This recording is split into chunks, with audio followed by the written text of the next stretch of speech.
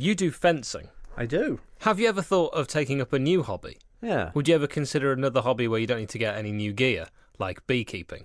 Is that the only reason you're asking, so you can do that joke?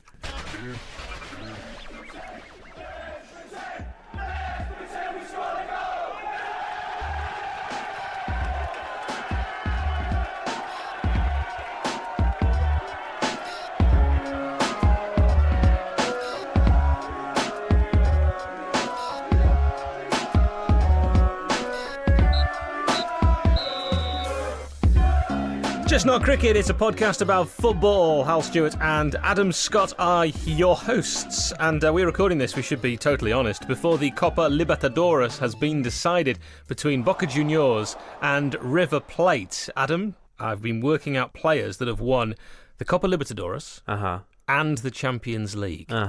Carlos Tevez, though, could be about to win the Copa Libertadores for a second time. He'd be therefore the only player that's won the Copa Libertadores with the Champions League sandwiched in between. Full disclosure, we're recording this beforehand. Right. So some of the other players that have won both, do you want me to tell you them or do you want to hazard a guess? Aye.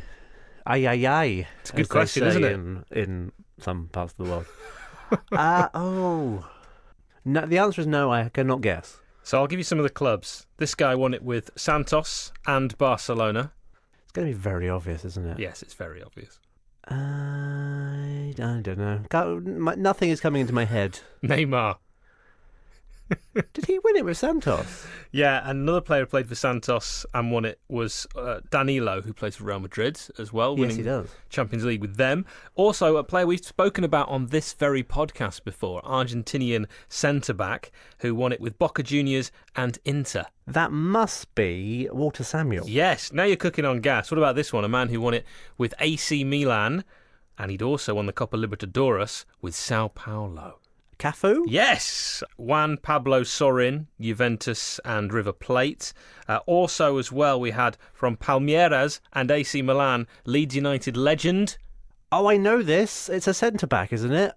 No, don't tell me. Okay. Roque Jr. Yes! And we also had a former goalkeeper for Cruzeiro and AC Milan. Dida. Yes! And Barcelona and Atletico Mineiro's star player, star turn, formerly World Player of the Year. Former World Player of the Year? Yes. How far back are we going? Not too far. He came top, and then I think you had Lampard and Gerrard in second and third. Well, the only Brazilian that I can think of that played for Barcelona was World Player of the Year that wasn't... I don't think Neymar has been yet. Rivaldo. Ronaldinho. I can't believe I forgot about Neymar. I didn't think he played for Santos. Don't worry. I had in my head Corinthians was his club. I'll edit it so it sounds like you knew it. So can you just say Neymar? Neymar? I don't even know how he does it. Well, there you go. And also we should mention as well that the great Brazilian midfielder Paulo Roberto Falcao owns a very negative record when we talk about Copa Libertadores, as he lost both the Copa Libertadores finals in 1980 with Internacional, and then in 1984 he actually lost the Champions League final, which was then the European Cup, with Roma. Ouch. Adam. Hello. We've had correspondence. Oh, this feels like your tone has changed. Like this is a serious chat. Yeah, it is now. We've had correspondence. You remember? Oh God, it's not Vincent Candela, is it? It's not. No, that would be the last podcast we do. You remember Scouting Stevie? Yeah, who we introduced on the last with podcast. The creepy van. Yeah, he wasn't happy about what you said about the van. He really took offence at that. Well, and when I was explaining to him, I tried to take your side and say he was only having a bit of fun. He swung at me with his Vol satchel. And have you ever been hit in the face full on with the front of a Vol satchel? Weirdly, yes. Yeah, the pocket part. I mean, the buckle. The on buckle the compartment of a Vol satchel. You could lose an eye. I think there are historical accounts of people losing eyes like that. Well, this satchel was full of Vols. It was a right mess. Oh dear. So Scouting Stevie has refused to return. All right, let's stop messing about. Mysterious player of mystery, sit down. We thought we'd add a bit of competition to it because at the moment it's just been you. And I thought maybe why don't we just do alternate weeks where one week you guess, the next week I guess, and we can keep a tally of, keep the score, because I know you like a bit of competition. Love it. You thrive on it, and you've not had a challenge. You're also loving it because you know you're going to still win. Not sure about that. I think you might. Quite pleased with Bodjanov. They're the hardest ever. So let's see how we do, we being me, this week. The mysterious player of mystery. Ready to keep score? So the way it works, Adam gives out the clubs, Nothing else, and then at the end of the podcast we reveal the answer. If you get the player straight out from the clubs, you're going to get yourself 3 points. Because that's a bit of a football thing. But you are allowed one clue. That clue is you can ask what position that player played in, because I think that narrows it down. And then if you get the player based on that, having had your clue, you get 1 point. Okay. And of course, if you don't get the player at all, you get no points. Here we go. We'll have a go. Genoa, AC Milan, Real Madrid, Internazionale, Chelsea, Monaco, Roma, and Parma. Those are your clubs. That's not come to me straight away, I'll be honest with you. Oh, okay. Little tricky. Adam, I've got a new song. It's about our good friend, Barry Conlon. Okay. I'm ready, as I'm ever going to be.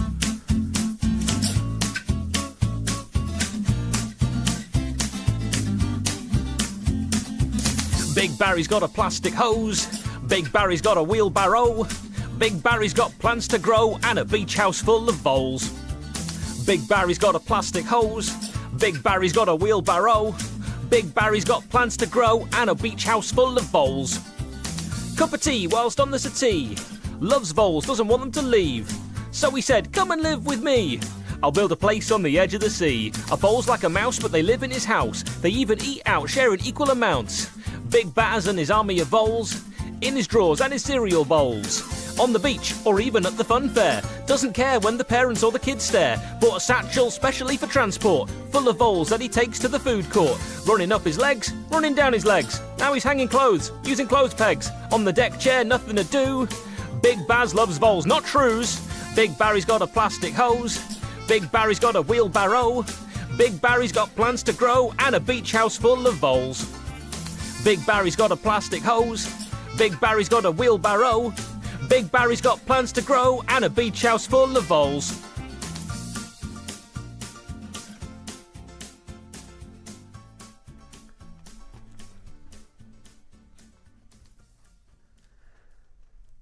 He's got a load of voles. He's got a wheelbarrow. He's got a plastic hose. You didn't know you could rhyme hose with wheelbarrow, did you?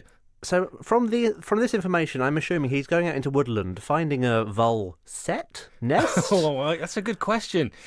Kumquat of voles. The name of their house. Right, yeah. Oh. But anyway, I'm assuming whatever it's called, he goes and finds it and then gasses them in some way. He's not killing the voles. Why has he got a plastic hose and a wheelbarrow? He was on his way to the greenhouse.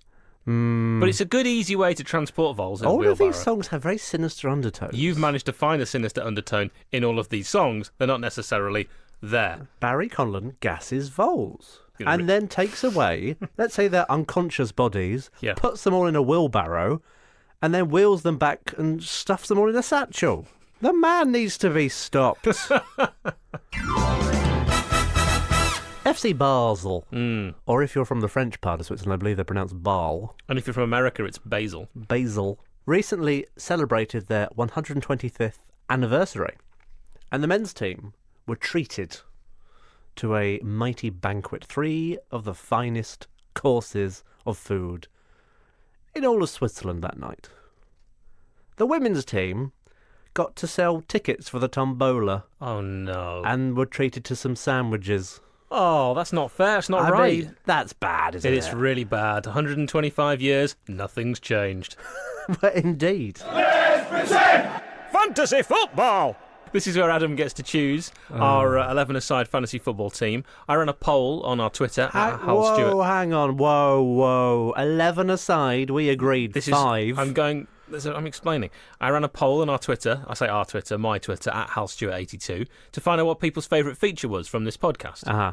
Fantasy football came in second, which Right. means we ain't wrapping it up after 5. What came first? Wikipedia Club. Ah. They like the serious. Waste of time with Barry Conlon songs, right? Absolutely. So, fantasy football, we're going with our midfield. As always, Adam, you get a choice of 3. So who will be your fantasy? Claude Makelele. Demetrio Albertini. Again, I give you the 3. Will your fantasy be Claude Makelele wearing a 1940s sandwich board which reads, Vol trowels for sale next left? He's smiling broadly, clipping his heels together rhythmically and playing the spoons on the back of Andy Todd's left calf. Thomas Hassler. No, I give you the 3. Will your fantasy instead be Mark Draper? He's holding a jousting lance, slowly breathing out pink feathers, and his entire lower half is covered in marzipan. He's also flying a sexy kite. Okay. Has he eaten a flamingo? Who knows where the pink feathers come from? Well, he must. You'd think so, but at this point we're not asking those questions because, Okay. Adam, your final choice. Will your fantasy be... Do you want to guess? No. Eric Jemba. I wouldn't have guessed No. him. He's twirling a dilapidated curling iron around his now fulsome beard, dancing the Macarena while simultaneously explaining calculus to a hungry-looking flightless parrot, all while screaming the phrase, Jemba's dreamy dumplings. Well, first of all, he wants to keep that parrot away from Mark Draper. That would be my first tip. I'm going to go with Eric Jemba. Because that's the only one you can remember. Because, yes, I can't remember who was first, and Mark Draper has worried me slightly with his bird lust. If anyone is keeping a tally of where we've got so far, good, because we haven't. Time now for... We're actually doing the old switcheroo. Adam is bringing us this week's... Wikipedia Club. No pressure, Adam, but we now know this is the most popular feature. Yeah, I wish I hadn't been told that. They don't like the songs. Well, they're not alone. I need to say from the outset that there is a very serious pronunciation warning Oh, in effect. good idea. Good to do that. And by the way, I'm just going to come back on that. You'll have a satchel full of voles stuck in your head all day. I've already forgotten it. Wikipedia Club. Today we are going to the beautiful alpine nation of Slovenia and NK Olimpia Ljubljana, or to give them their Slovenian name, and I'm really sorry, Oh, here we go. Nogometni Klub Olimpia Ljubljana, commonly referred to as Olimpia Ljubljana or simply Olimpia. And Olimpia is a professional association football club based in the city of Ljubljana, Slovenia. The club competes in the Slovenian Prva Liga, the country's highest football division. This club's history begins in 2005, but interestingly, the Olympia name actually goes back all the way to 1962, when NK Inotnost... There's no way that's right.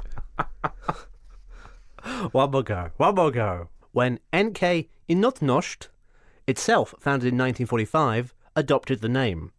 Now, between the late 1960s and 1980s, this Olympia side were a regular fixture in the Yugoslav First League, and in 1991, following Slovenia's independence, they became a major force in the new nation's domestic football, winning 4 Slovenian First League titles, 4 domestic cups, and a Super Cup. And in 1996-97 season, they reached the last 16 of the Cup Winners' Cup.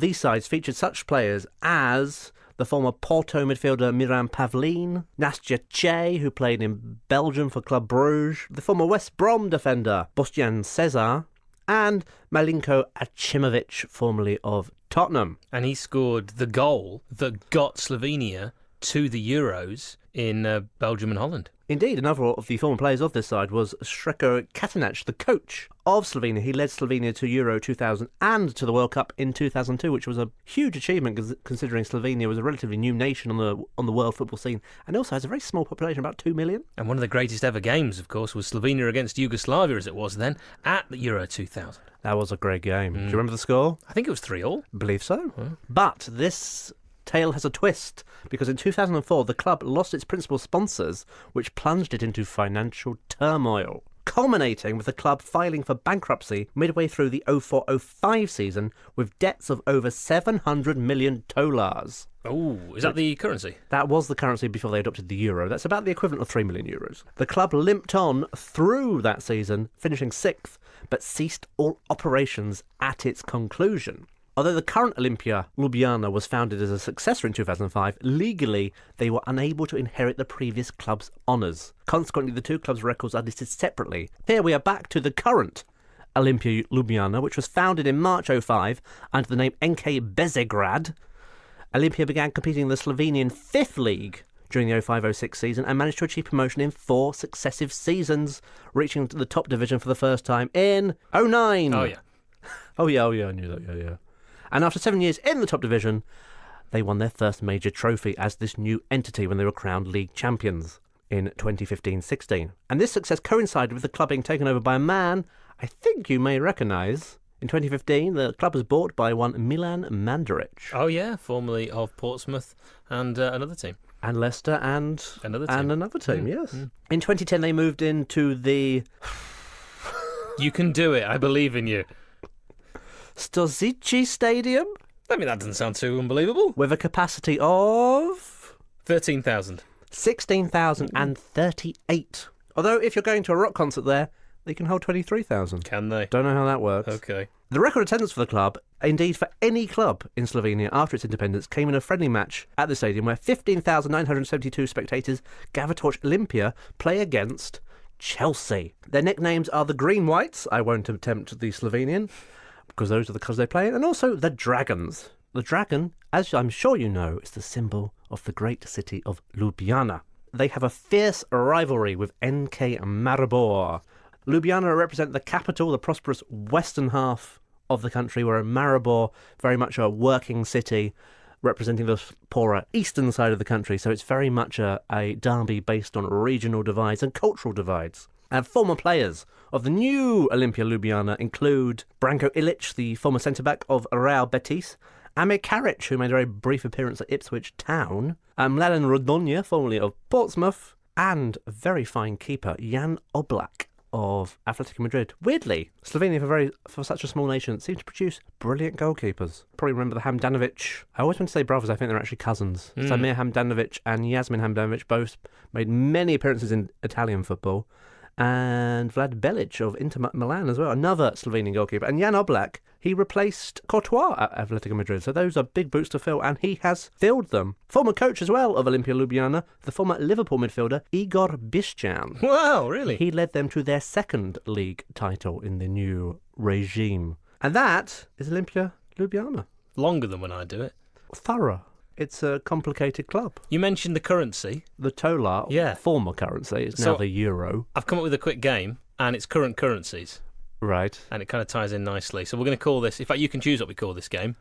Dosh or Tosh, Cash or Trash, Wonga or Ronga, That one. Dough or No, No, the previous one. Funny or Money. Okay, Wonga or Ronga. Lek. The lek is a real currency. And from which country? Have you any idea? I wanted to say Poland, but I now don't think it is. It's the Czech Republic. Albania. Ah, Or as we say on this podcast, Halbania. What about the Manat? the manat The Manat. is not a real currency. I'm terribly sorry. It is the Oh. real Azerbaijan currency. What about the Plakar? No. Correct, it's fake. Made it up. All right, how's about this? The Pula. The Pula. P-U-L-A. P-U-L-A. I think that is a currency. It's Botswana's real currency. There you go. The Luna. Yeah, let's go with yes. It's fake. Ah. It's Spanish for moon, you daft bastard. What about Hurtful. one that I'm sure you're fond of? Dong. I knew. I knew that was the one that was coming. That is the currency of Vietnam. As it came out of your mouth, dong, real Vietnam currency. And what about the dirham? As in County Durham. It is. It's one of the Arab nations. Do you want to guess which one? You're UAE. right. It is! Well done! It's the real UAE currency. The dirham. I knew, Adam, you would be very, very good at that. You did, sir, not disappoint, unlike your Wikipedia club, which was very long. Adam, I have text from the original creators of the beautiful game. This is pretty big, not just for this podcast, but I would argue any podcast. So it's recently been discovered, as you probably know, football was actually invented in Scotland by the High Society, and I have an extract from a soon-to-be-published memoir of Sir Ebenezer Morley. And I'll give this the service, and I think dignitas that it actually... Dignitas, isn't that the place that kills you? Yes, I'll give this the gravitas. The indignitas is what you're going to give it. I'm going to get all up in that dignitas Right. and give this what it deserves. 'Twas a stormy night, a winter's night. A cackle of thunder pierced the jet-black sky. My ears were dulled to the cacophony outside, as I had my mind squarely affixed on matters of a different kind. Sir Walter Higginbotham had just arrived moments earlier, soaking from head to toe. His horse and carriage had been on the road for what he described as days that merged into weeks, when sunset and daybreak seemed to meet. A poetic sort, and never short of a tale or two, but tonight was different. Sir Walter's ashen tone suggested grave news. He handed me a ledger. I gingerly, with palms now oily from perspiration, opened said manuscript. Inside I read what was to change my life and that of the townsfolk forevermore. I could barely speak. Sir Walter looked away. A solitary tear ran down his wind-burnt cheek, just as I mustered the strength to utter a single word. In bounded young Henry of Hamilton. He ripped the sheet from my trembling hand and loudly exclaimed, "Ah, thank pish! I've run out of bog roll for my backseat funnel. It's a towering mess of liquid pap in there. Your nose! Crack on, chaps, ken what I mean? Right up ya!" Time now for stats and stuff. Adam, you have to go as far back as March 22nd, 2003 for the last time there was a Premier League game with no substitutes. No substitute, no substitute, no substitute. Okay. And that was Manchester United's 3-0 victory over Fulham. Fulham. What about, and I don't know if I'm going to pronounce these right, I'm going to have a go, but the Irish team, Drogheda United? The other one. Drogheda. Yeah, go with that. Drogheda United FC, a small Irish football team, has a logo based on and in gratitude to the Ottoman Empire. The Ottomans secretly smuggled food into Drogheda during the Great Famine. It's a star above a moon on its side. And this is one actually we can think about, maybe give you the answer at the end. How many current Premier League clubs have birds on their crest? Current being the 2018-2019 season. So that's how many Premier League clubs have birds on their crest. You can, if you wish, have a guess now, or you can come back to that one. I don't know. I'm going to go 4. Give the viewers time. Give you a little bit more time. All right. To process. And Give Adam, them a chance to Google. Your eyes are drawn to a piece of paper, piece of parchment in front of you. What have you got? What does the name Rudolf Gutendorf mean to you? Was he in Lord of the Rings? No, he was not. Okay. I'm going to give you a list of clubs that he has managed. Oh. Yeah. Blue Star Zurich, FC Luzern, US Monastir, MSV Duisburg, VfB Stuttgart, St. Louis Stars, Bermuda, FC Schalke, Kickers, Offenbach, Sporting Cristal, Chile, Bolivia, Venezuela, 1860 Munich, Real Valladolid, Fortuna Cologne, Trinidad and Tobago, Grenada, Antigua and Barbuda, Botswana, Hamburg, Australia, New Caledonia, Nepal, Tonga, Tanzania, Fiji, Hertha Berlin, Sao Tome and Principe, Umiru SC, Ghana, Nepal, Fiji again, China, Iran, China again, Mauritius, Zimbabwe, Mauritius again, Rwanda, Samoa. That is 41 different coaching gigs. He also has the record. That was about 21, I think, international jobs in there as well. It's amazing. He is the record holder currently of cool. most coaching gigs. That is Rudolf Gutendorf. That started in 1955, that career. Most coaching, God is good. Indeed, that is a throwback. Callback. I believe we decided the term was. Definitely not. Starting in 1955 with Blue Star Zurich and finishing in 2003 as coach of Samoa. What's surprising about this list is the number of short international spells and also the fact that they were with neighbouring countries. Like 72 to 73 Chile, 74 Bolivia, also 74 Venezuela. Yeah. Yeah, very short spells. He couldn't really decide where he wanted to be. Not also, all close. 76 Trinidad and Tobago, 76 Grenada, 76 Antigua and Barbuda, 76 jumped continent to Botswana. He just liked a holiday. That's a busy year. Yeah. The one little factoid I could find about him in terms of achievements was with Yomiuri SC of Japan, who are now known, I believe, as Tokyo Verdy Kawasaki. He was the first foreign coach to win the Japanese title. That was literally the only achievement on that list. But still, that's an impressive start. I mean, it's more than I've done in He'll be Japanese remembered football. for that, won't he? He's in the record books for that, and also that massive list I just read out. How many current Premier League clubs have birds on their crest? If I give you the birds, do you want to tell me the clubs? Yes. Seagull. That would be Brighton and indeed Hove Albion. 1. Stork. Stork. That's how we were delivered into this world. Stork. Are you just saying in a weird way, Stoke.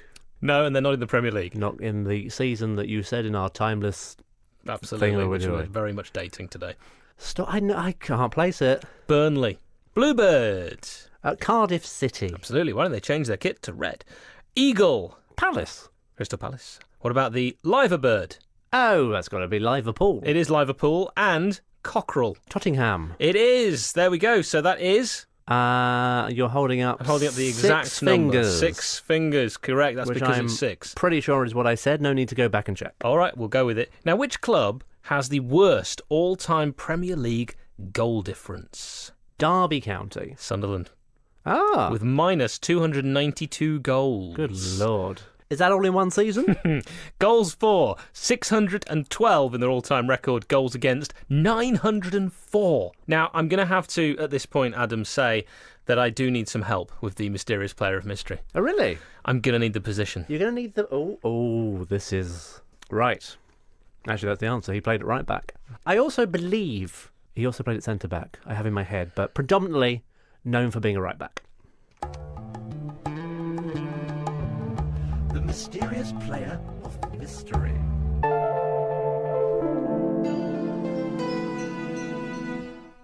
I love that bit at the end. It's so good. I almost wish the whole podcast was just that music. Others do as well. The clubs This is of this right back. We know he's Italian.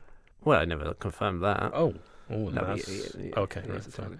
Italian. Genoa, Milan, AC Milan that is, Real Madrid, Internazionale, so he did both Milan clubs, Chelsea, Monaco, Roma, Parma. Christian Panucci. Yeah. Yes! He gets paid in Lex for a start. He is the national coach of Albania He's in Albania. currently. He's half Czech. Did you know that? No, you better check that. Also, a chilling fact about Christian Panucci that I discovered. He's also half Chilean. His other half is also Czech. Is he half Chilean, half Czech, half Italian? Yes. Okay. Panucci, as I'm sure you remember, was captain of Italy's Olympic side at the 1996 Olympic Games. Bizarrely, they're pole vault side. Do they have a pole vault side? Probably a team. Okay. Everything's football. I can't even do jokes about stuff that isn't. Do you recall where the 96 Olympics were held? I think that year it was out of Mongolia.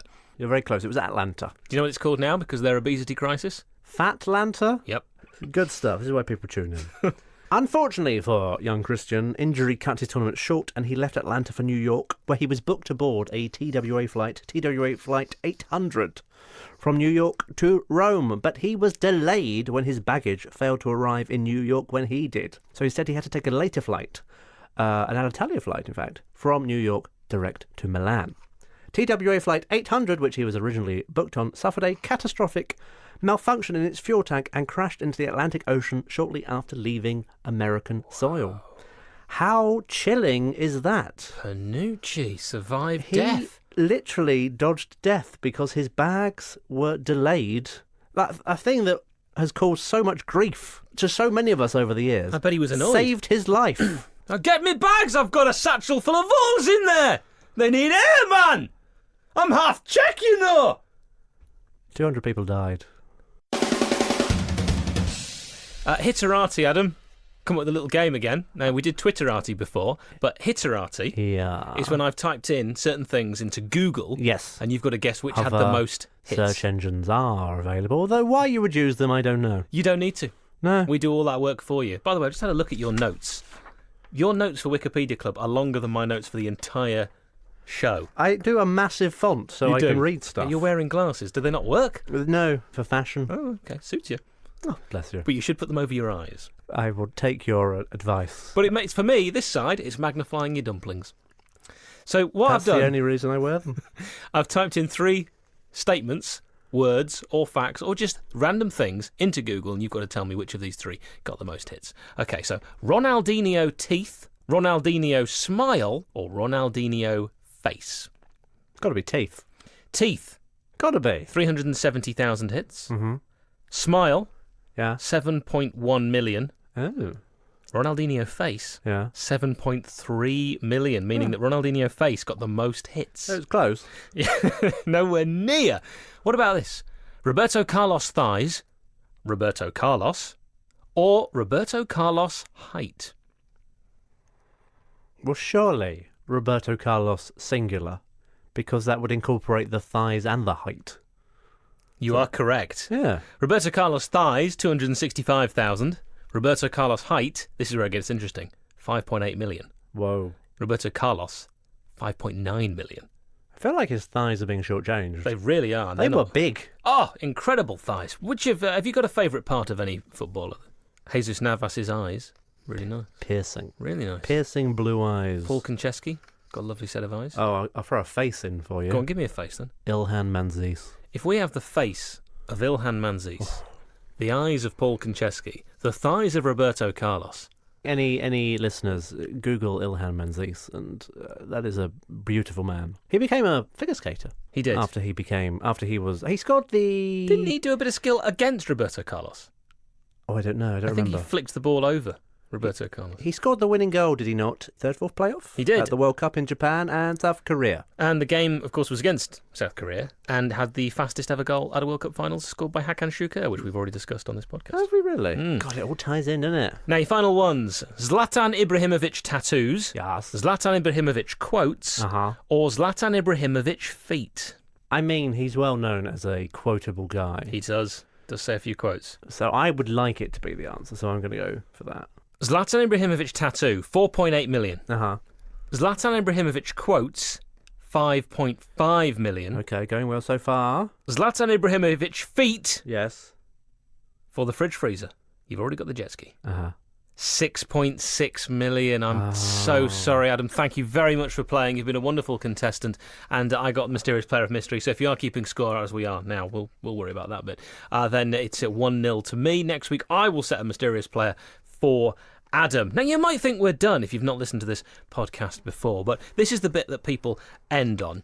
It is Adam's History Corner. Would you like some music for it, Adam, from me, or the jingle that we've, at great expense? Let's have the jingle. Fine. My History Corner. I feel like the last couple have been a bit death-heavy. And I know you liked that. Didn't but like it's that. not just for you. Right. So I'm mixing it up a bit. Mhm. We've gone actually for a bit of a mystery. To start with, I need to take you to an ancient and mystical land known as Devon. Are you familiar? I think that's where the custard comes from. I believe so. And we're going to go to Devon on the night between the 8th and the 9th of February, 1855, which, as I'm sure you remember, was a period of quite heavy snowfall in the Devonshire region. And after that snowfall, the residents awoke to find a series of hoof-like footprints in the snow. Hoof. Cloven. Ooh. Most of which measured about 4 inches long, 3 inches across, and between 8 and 16 inches apart. That's for the agriculture fans out there. And they appeared in single file.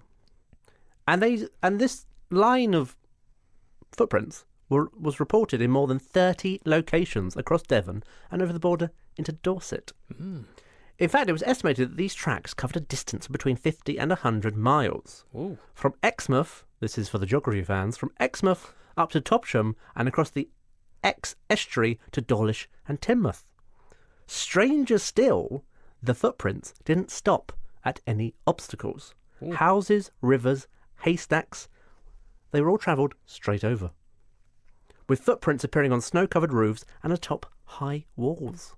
A news report at the time, in the paper, said, "It appears on Thursday night last there was a very heavy snowfall in the neighbourhood of Exeter and the south of Devon.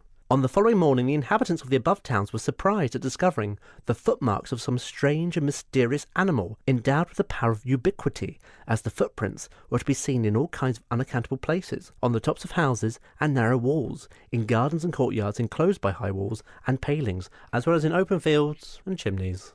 Hoof. The hoof is on fire. Naturally, explanations were sought, with one suggestion being that the marks had been caused by a balloon that trailed 2 shackles to the end of its mooring rope. A local resident reported that his grandfather had been working at Devonport Dockyard when an experimental balloon had been released by mistake, and that it had been hushed up by the authorities because of the damage it had caused to a number of conservatories and greenhouses. Oh. And isn't that so terribly British? Although critics argued that no balloon could have travelled in such a random course without those same trailing ropes snagging on trees or similar obstructions like chimneys. Or a vole satchel. Good old-fashioned mass hysteria was mooted as another point. My favourite explanation was talk of a kangaroo that had escaped a local privately owned menagerie. Although this turned out to be purely an invention of a chap called Reverend G.M. Musgrove, who was the vicar of Withycombe Raleigh, and he wrote in his personal memoirs, "I found a very apt opportunity to mention the name of kangaroo, in allusion to the report, then current. I certainly did not pin my faith to that version of the mystery, but the state of the public mind of the villagers, dreading to go out after sunset, under the conviction that this was the devil's work, rendered it very desirable that a turn should be given to such a degraded and vitiated notion, and I was thankful that a kangaroo served to disperse ideas so derogatory." He made up a kangaroo because everybody thought these hoofprints were the hoofprints of the devil, Yes, who had Satan. just been wandering around the Devonshire countryside. Because the 100 miles in the snow, I mean, we're some way before mass transportation system, so getting 100 miles in 1855 would take quite some time. So if it was a bit of a hoax, it would take a long time, and why even bother? Yeah, why bother? So what was the answer? Well, they never found out. And No way. interestingly, doing a little bit of research, Oh, yeah.